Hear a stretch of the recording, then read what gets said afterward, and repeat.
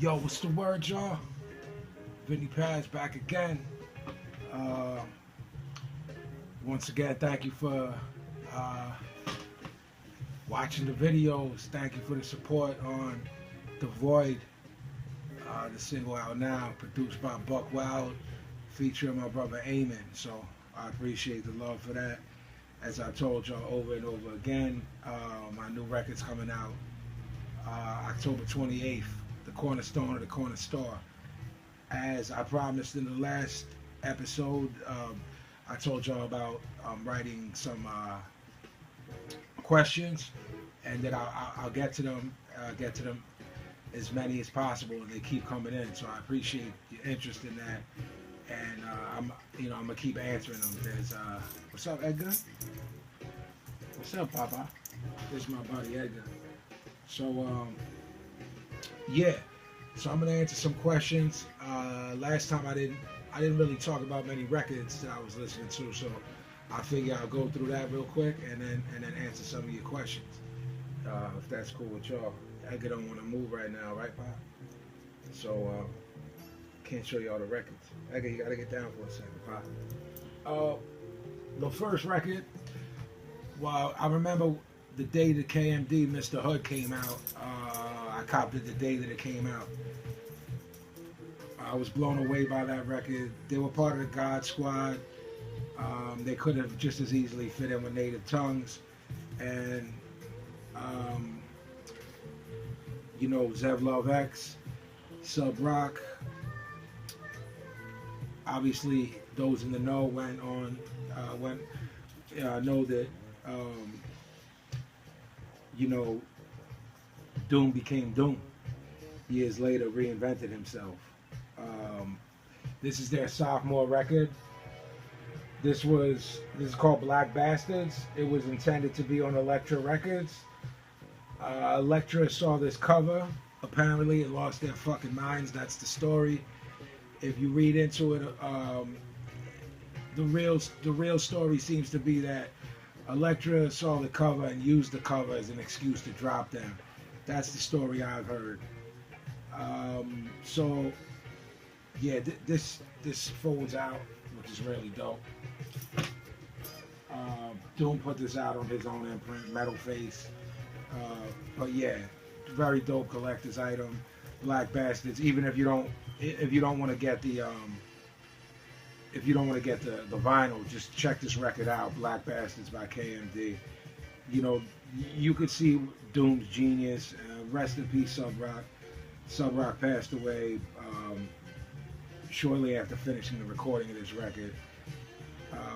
This is a really dope, brilliant record, KMD.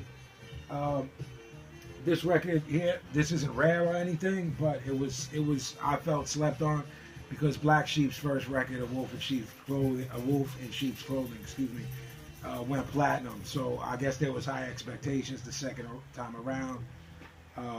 I love this record, Black Sheep Nonfiction. Produced by Black Sheep. Yeah, they did the production. I think Salam Remy might have done some joints on here. I love this record. This record's hard as nails, so don't sleep on it. It fell through the cracks.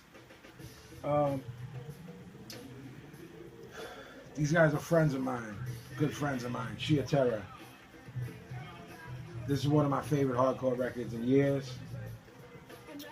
Standing Up for Falling Down.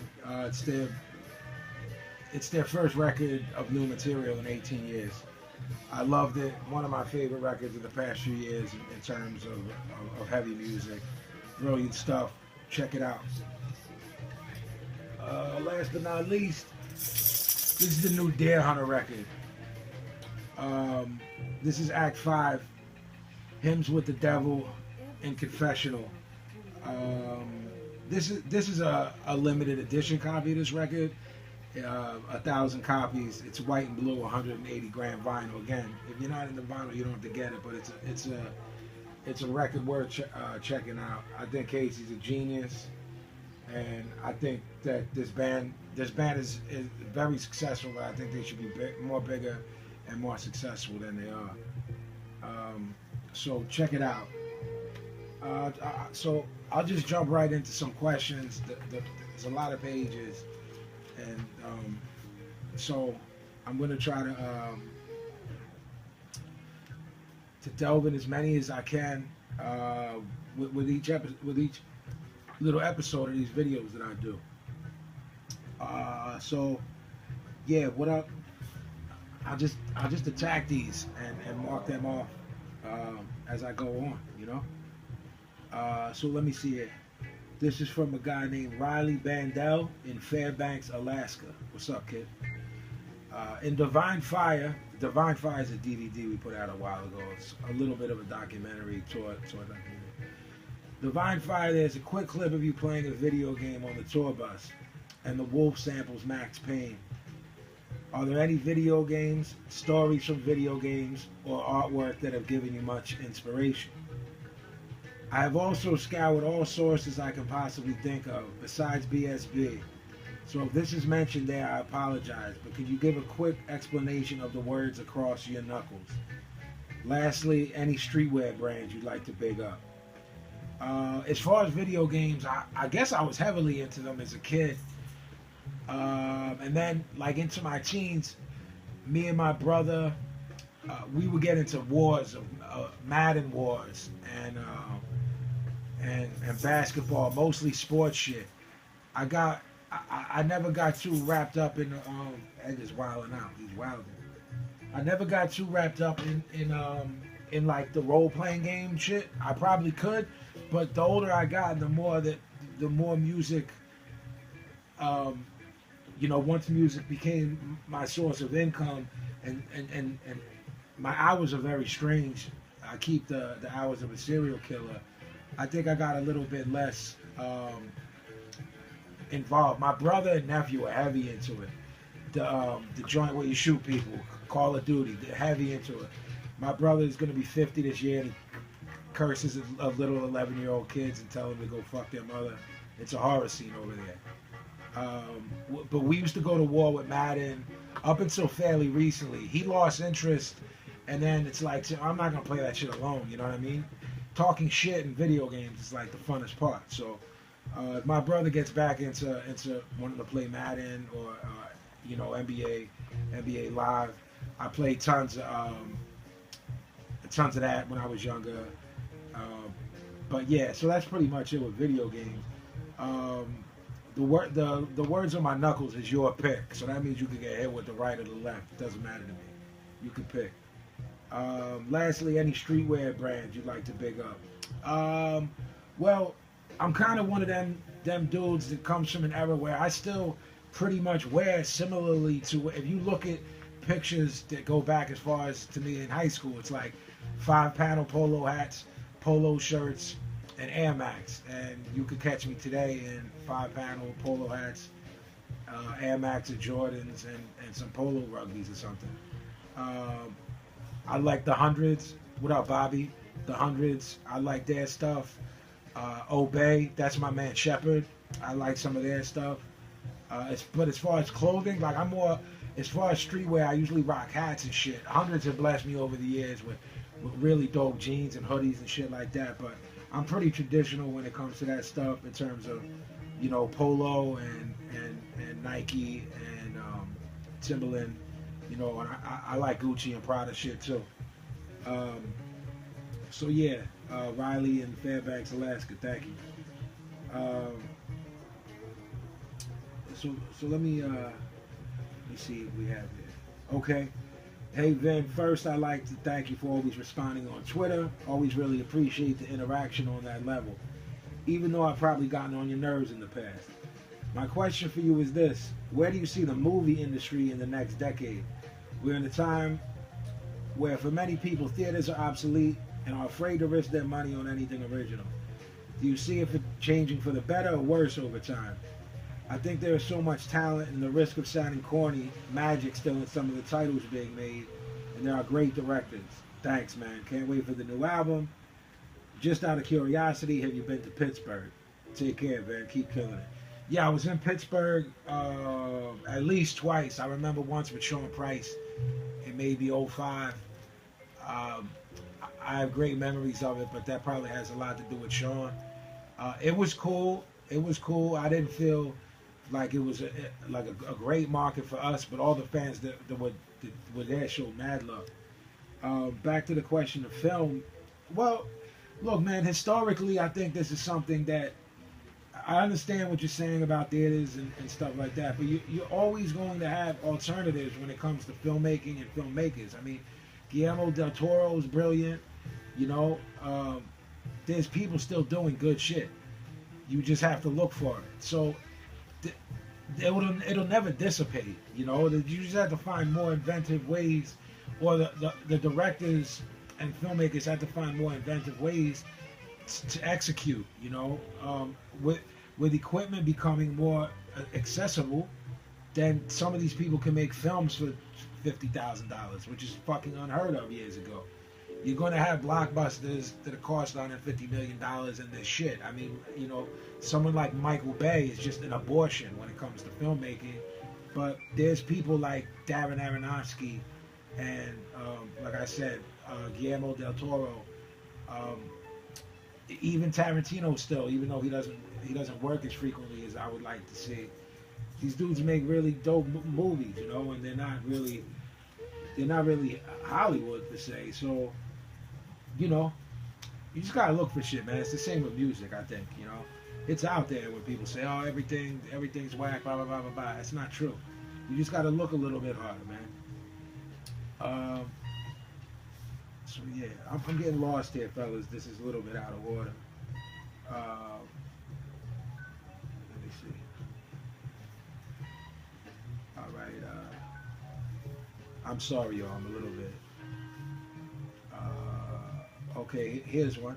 Do you remember the first vinyl you ever purchased? If so, what was it? I do remember. My grandmother took me to the store where she would get her hair done in Philly, in West Philly. There was a record store like a few doors away. She gave me money to buy. Again, when I say that your question, the first vinyl I purchased on my own, it wasn't not the first music I was exposed to or anything. You know what I'm saying? But the first shit I bought with my own money or my money that my grandmother gave me was by Lati. This Cuts Got Flavor, produced by the 45 King.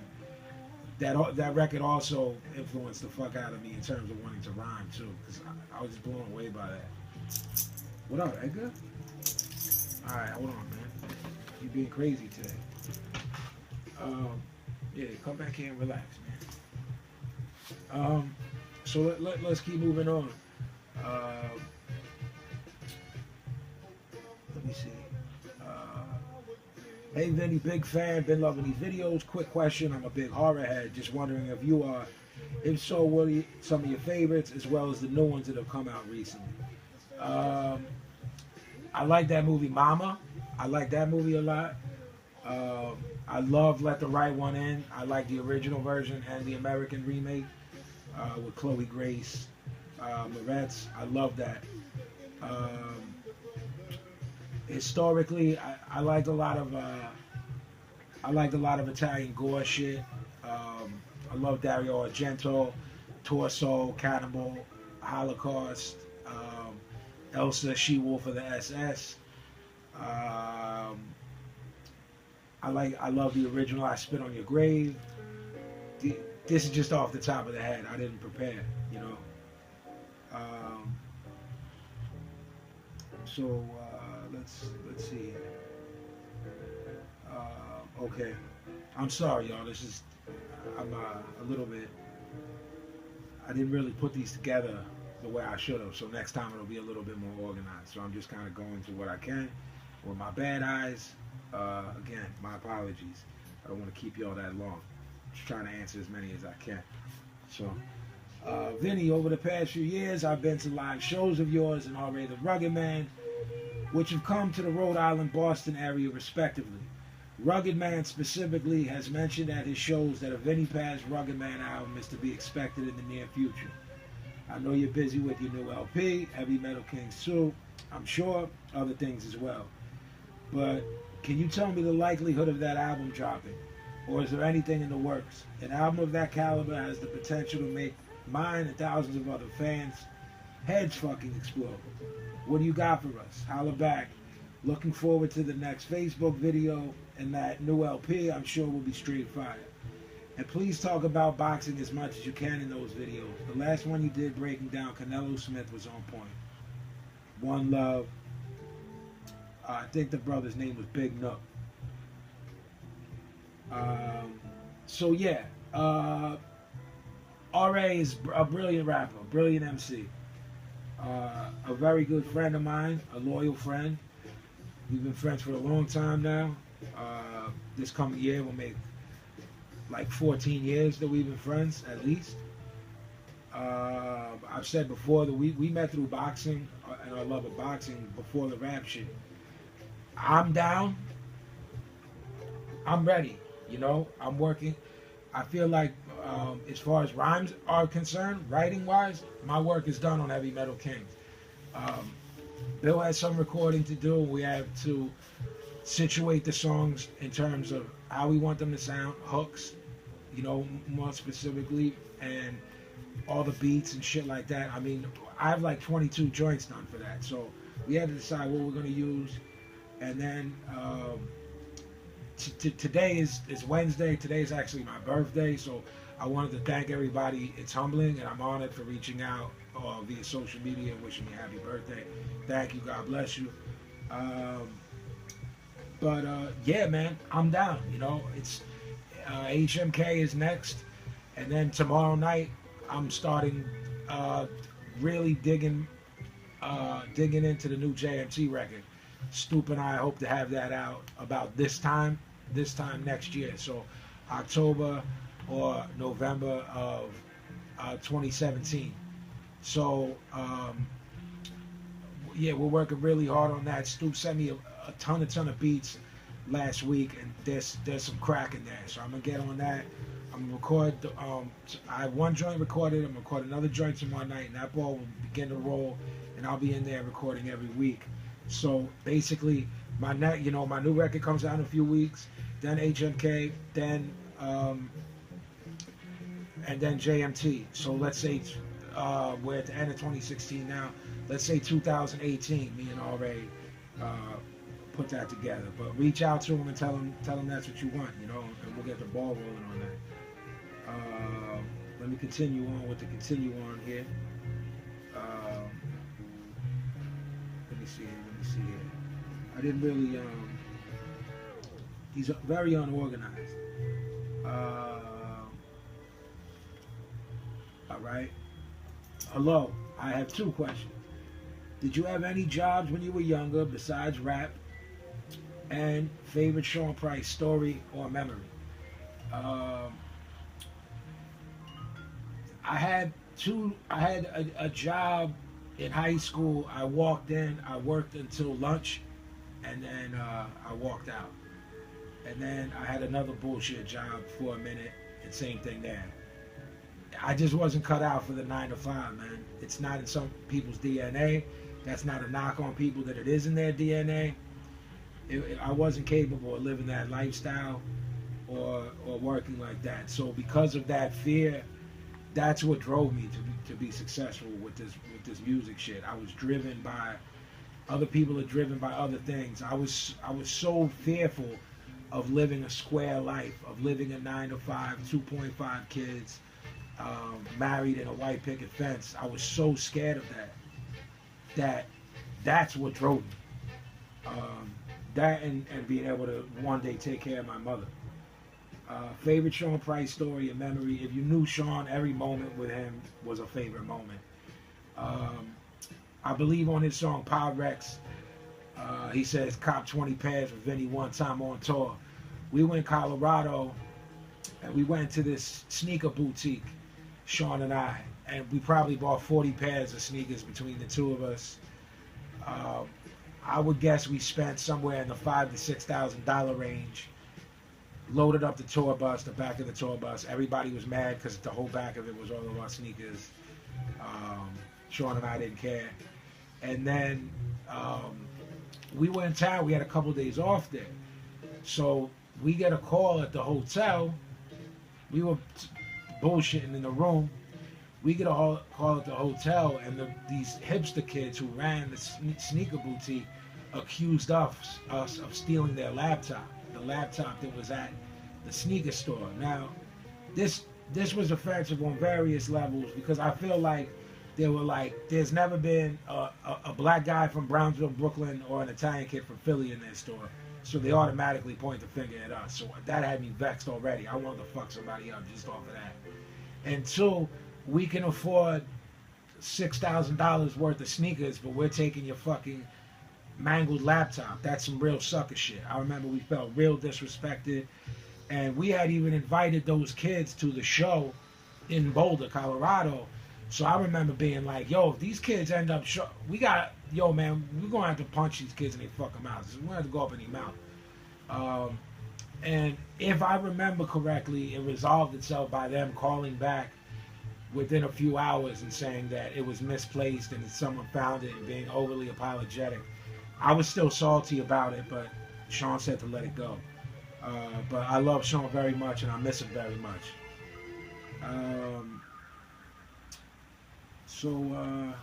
Let me see here. There's a lot of questions about Islam from Muslim brothers and sisters and non-Muslim brothers and sisters. Because of the length of the subject, I'll delve into that next time. Okay. Do you think you've overcome your depersonalization? And if yes, when do you think you started getting over it? Thanks, Atanas. No, from my understanding, not my understanding, just the facts of the matter is, there is no cure for depersonalization. You can only treat the symptoms. So everything that the depersonalization causes, whether that's anxiety, whether that's panic attacks, whether that's fear of, not fear, but feeling like you're not in your own body, all of those things can't be treated. Not yet, at least. There's books that have been written about it that I feel have helped a little bit. Medication can help you, or it can help treat it can treat some of the symptoms, but no, it's just something I'm living with. So yeah, not sure how much time I'm taking up. Hold on real quick. Let me see here. 22 minutes. All right, I'll answer a couple more. Again, I don't want to take too much of your time. My man, oh yeah, I remember this one. This is from my man Mario Rubio. And I told him I would get back to him, so I'm going to do that. I'd like to be a man of my word. My name is Mario Rubio. First of all, I want to say thanks for taking your time to do these videos. I really enjoy them. My question for you is boxing related. What do you think is more important when ranking a fighter? Resume or the eye test? Additional question. Can a fighter be called great even if he hasn't beat anyone great based on the eye test? For instance, Gennady Golovkin to me, based on the eye test, looks like a great boxer. But a lot of people bring up his resume as an argument against him. Thanks. Mario Rubio, this is a great question, man. It might, just because of my love of boxing, it might be the best question I've gotten so far. So the fact that you know what the eye test is means you already are probably well versed in this subject. For people who aren't, it's kind of self-explanatory. The eye test is something where, basically, let me make I'll make a very general statement so that way you know what I'm talking about. Excuse me, get a little parched. The eye test would be this. Let's say you saw a prime Floyd Mayweather. You know what I mean? A 30-year-old prime Floyd Mayweather, and he was fighting a bum. But it's the only time you ever saw him. You never saw any of his wins against Diego Corrales. You never saw his fights with Castillo, Chicanito. You never saw these fights, right? Now, if you have an understanding of the sport, you would be able to see his brilliance even though he was in there against a subpar opponent, because you're able to see things like a beautiful feint, the jab to the body, the footwork. You're still able to see those things. So in terms of Golovkin, first off, I take umbrage with the Golovkin hasn't fought anybody. The problem there is he makes it look like he hasn't fought anybody. He's fought top 10 guys. He's fought guys who have won belts and made them look like fucking Jags. Jag is just another guy. Gennady Golovkin makes people look like Jags. Willie Monroe, super slick boxer, talented kid, just total destruction. Daniel Gill, former title holder. Lemieux, title holder, former title holder, devastating power puncher. Curtis Stevens, devastating power puncher. Curtis Stevens and Lemieux probably hit the hardest in the middleweight division, besides Golovkin. And then on the flip side, a resume can be deceptive because, as great as Floyd is, he beat an older Pacquiao. He beat an old Mosley. He picked his spots. Don't write me Floyd hate mail because I was a Floyd fan. I just think he was tremendously skilled. Reflexes on par with that of a prime Roy Jones. And I don't think that he ever wanted to take risks. I think the last time he took a real risk was maybe Diego Corrales at 135. You going back 15 years. He fought Jose Luis Castillo, and some people thought he lost that first Castillo fight. He changed. He's so intelligent in the ring. He changed shit up and completely dominated in the second fight. But again, with resume, if you pick your spots, did he fight a prime Pacquiao?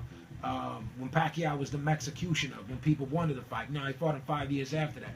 He fought Mosley 5 years after that. Him and Zab Judah should have fought in their 20s. Earlier than when they did. Zab, a prime Zab with his head right, maybe could have gave Floyd fits. He won some rounds against Floyd. Sorry to go off on a tangent. So the question of the eye test versus the resume, for me, it's the eye test. Of course, if you have a crazy resume, then that can't be argued. You know what I'm saying? If you go 16-0 and go in football and go on to win the Super Bowl, then your resume isn't just incredible, but so are the players, and so is the coaching. So there could be a mix of both too. But for me, there's people historically that I knew they were great before they showed me they were great, if that's what you're asking. And that is the eye test, you know what I'm saying? There are people that, there were people, I thought Adrian Broner would be great by the eye test, but, and for any of you that mock me that he got washed by Maidana and hasn't looked great, that has to do with laziness and unwillingness to train hard. Because at 135, nobody was fucking with him. When he was at the lighter weights, it was a demolition. Now I can't control whether or not that kid has passion for the sport, or whether or not that kid chooses to blow up in between fights. I would see him at Atlantic City at the fights all the time, and he would blow up to what I conservatively would say he was fighting at 135, 140, 147. I would see him at the fights, and he was pushing $200. He was pushing 200 pounds and walking around with the little pretzel things that you dip in the cheese and mad sodas and shit like that. So I knew from that shit, from a personal level, saying what's up to the kid, oh, this dude doesn't stay in shape all year, the way that someone like Bernard Hopkins does, or the way that Golovkin does. And I also think that comes into play too when you're talking about eye tests and resumes. There's also something to be said for someone that's in shape 365 days a year. There's something to be said about that. So I gotta wrap up here. I don't want to hold y'all too long each week, but I want to thank you.